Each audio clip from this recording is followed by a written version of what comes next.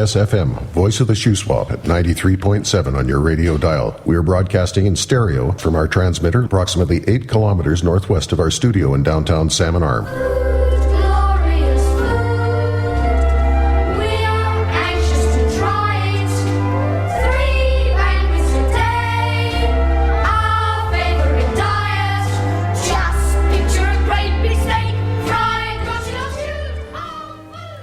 It's 4 o'clock in the afternoon of July the 14th, 2014. How did July get gone so far? You're listening to What So What on The Voice at CKVS 93.7 FM.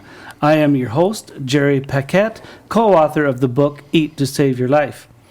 What So What features discussions about food, the people who grow and distribute it, and its links to our health and well-being. Today, my guest is John Mcleod, president of an organization you're going to hear a great deal about right here on What So What. The Shuswap Food Action Co-op. That's what he's president of. An organization that, with your involvement and support, will turn the Shuswap into a food security model community. But first of all, I want to get a sense, because I don't know it, John. You know, we meet people, we work with them on committees, and their history doesn't get told. Mm-hmm. So let's start with a little bit of history about you. And I'd like to start with the Navy. 1962. Dropped out of school in grade 11. Had never seen salt water before in my life. And the line was something about join the Navy and see the world. Mm. And I did. They sucked you in, did they? They got me.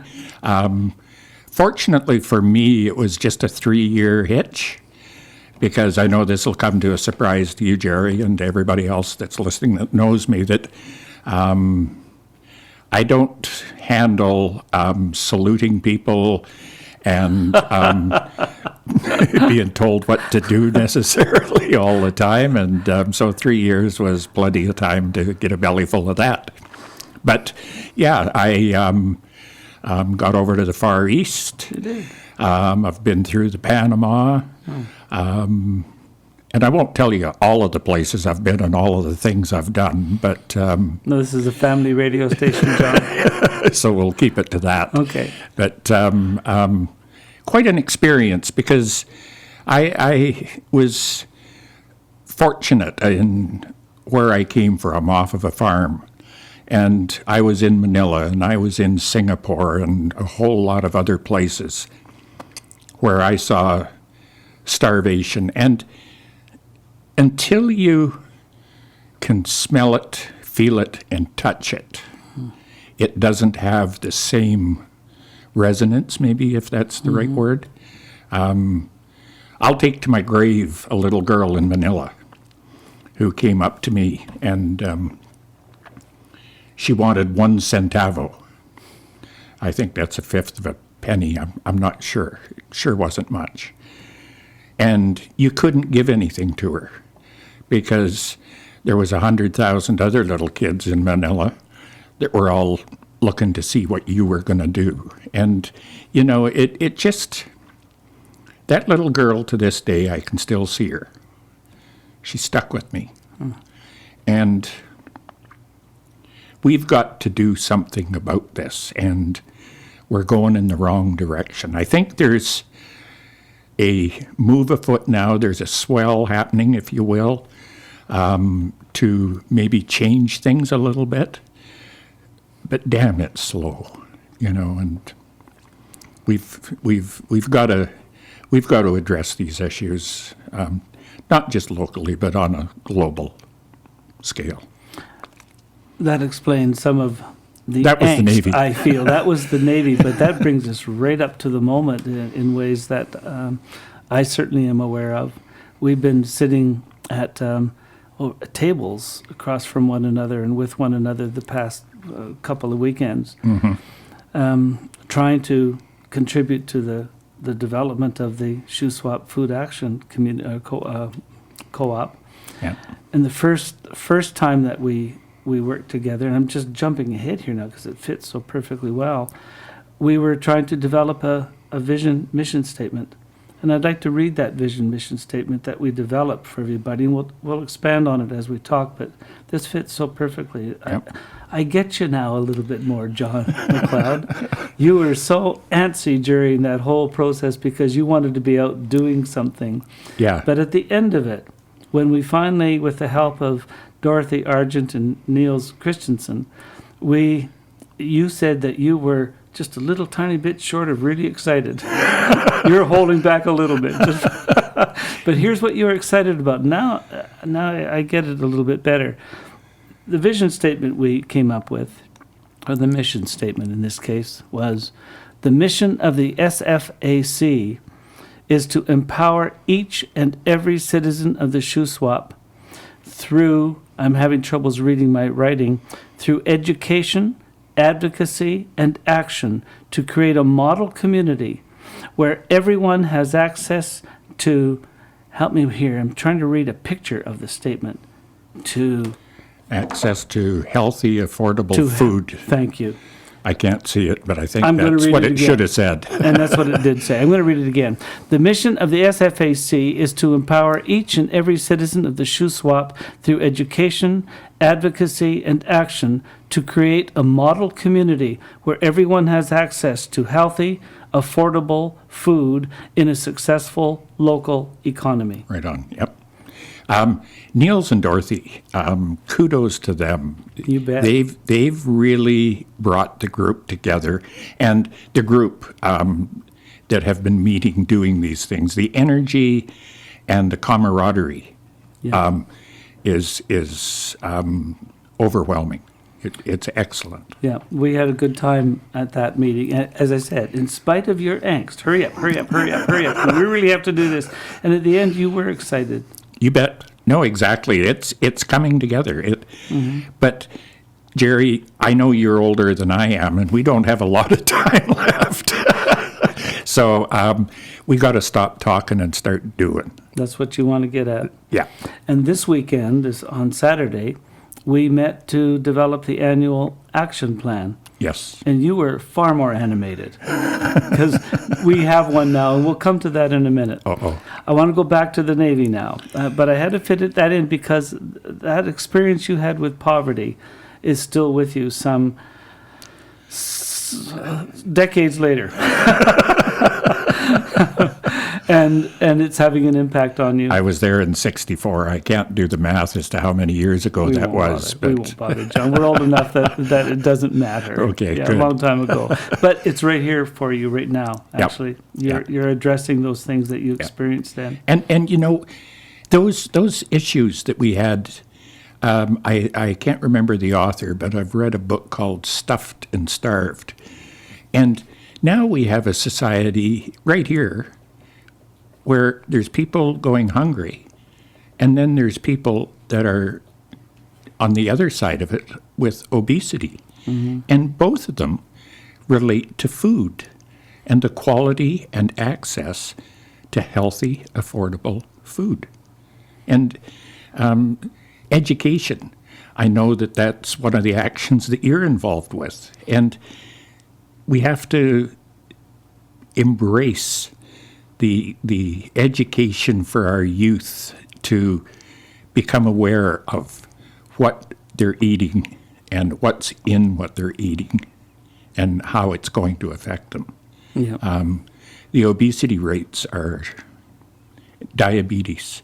I've heard you talking to Gloria on this subject on the radio here, and so you're a lot more familiar with the terms on it than I am. But you've got it. I mean, it is skyrocketing. People are suffering terribly from it. It's awful. Yeah. And that's mostly eating poor foods. You know, just not understanding about food. Yeah. Especially the way a farmer Processed, so that you might as well eat the box. That's You right. know, Let's back up. You're pushing me forward. I'm backing up. What a pair we make. The Navy. Where were you born? We didn't talk about that. So as a young man, you got sucked into the Navy through the dream. You're really an idealist, aren't you? You really are.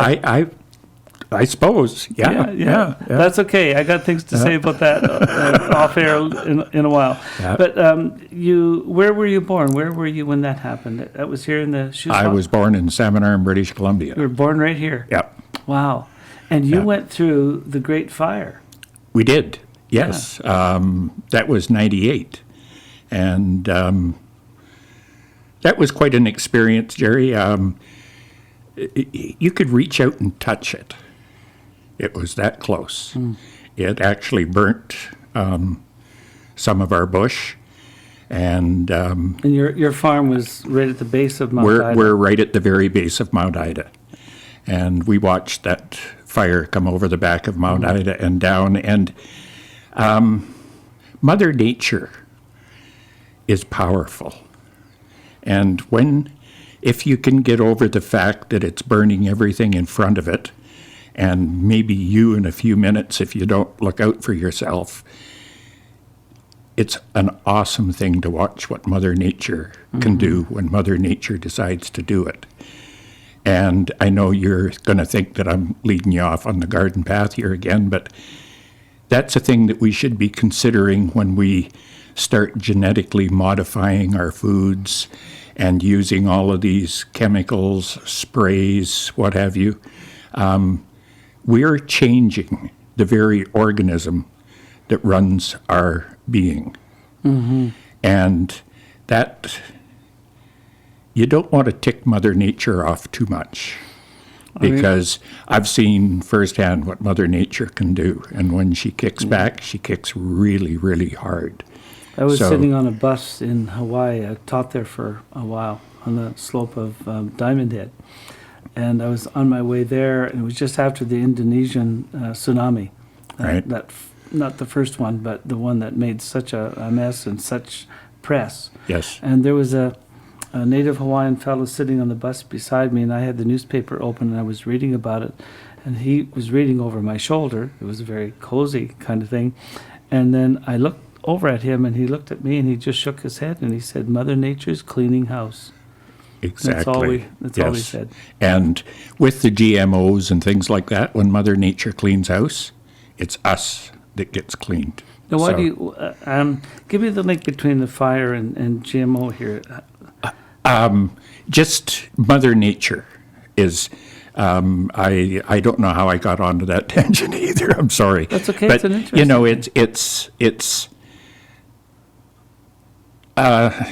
I'm bouncing all over the place. In the late 50s, I watched a movie. It was called No Blade of Grass.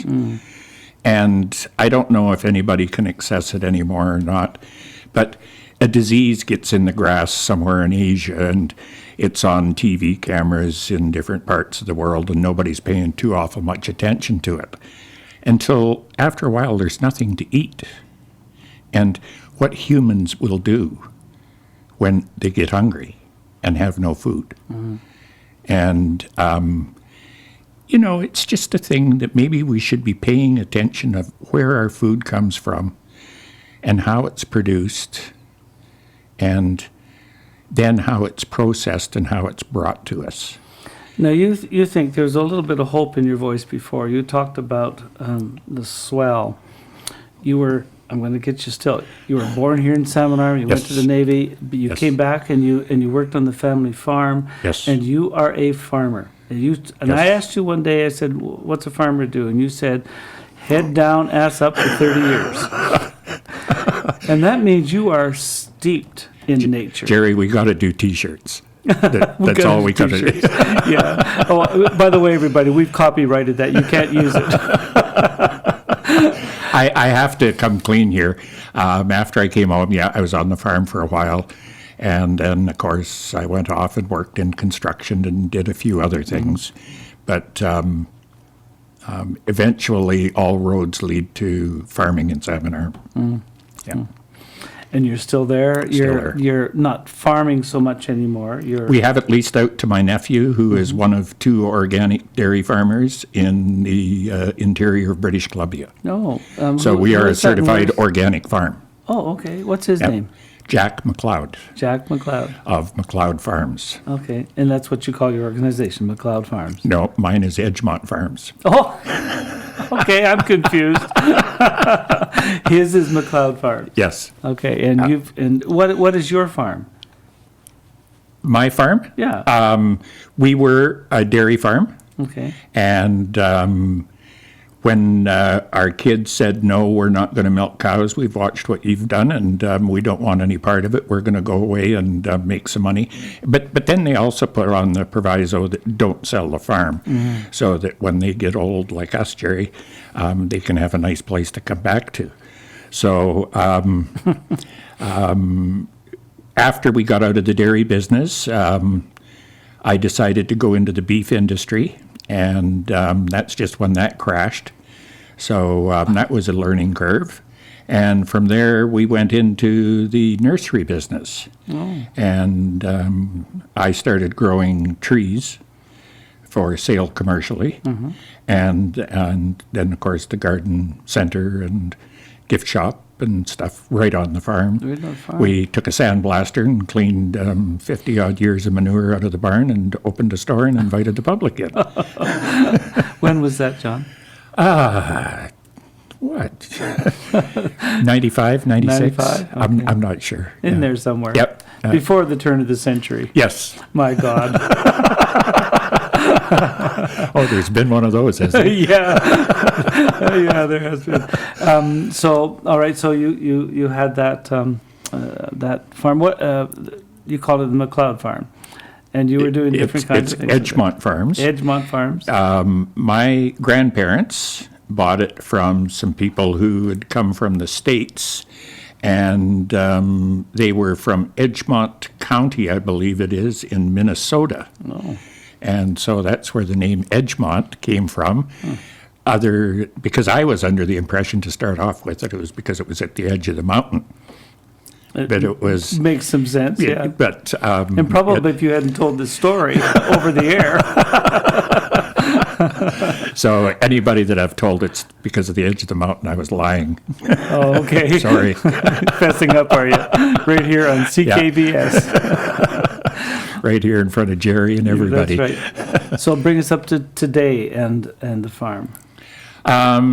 Today on the farm, like I say, my nephew is got it leased now, and it's it's a certified organic farm, and he puts up crops and houses animals and warehouses crops. So all of the facilities that we used when we were a dairy farm, he is now using. Wow. And so what brought them back, John? You were like many farmers in the area. The kids leave, the farm eventually goes. It didn't happen with you. What's the difference?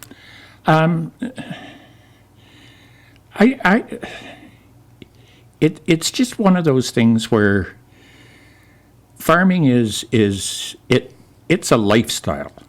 If you're doing it because you think you're going to end up with a pocket full of money, you've done it for the wrong reason. And the way I kind of look at it, at the end of the day, if you can dodge the government, the banks, interest rates, things like that, you can get through all of that. We went through over 20% interest rates when we were $500,000 into the glue. And so after a while, you don't need an alarm clock. You get up pretty early in the morning and you work fairly late at night. And but at the end of the day, you have a little piece of dirt that you can call your own. Mm-hmm. And it's only yours. You're only the steward of it. You don't actually own it. You're just looking after it for the next guy. Well, that's very much an Aboriginal perspective, isn't it? And if you don't, yeah, it is, yeah. I never thought of that, but yes, it very much so is. And if you don't look after it, then all you've got to hand over is a piece of desert. And if you look after it right, you turn over to somebody else some nice fertile dirt.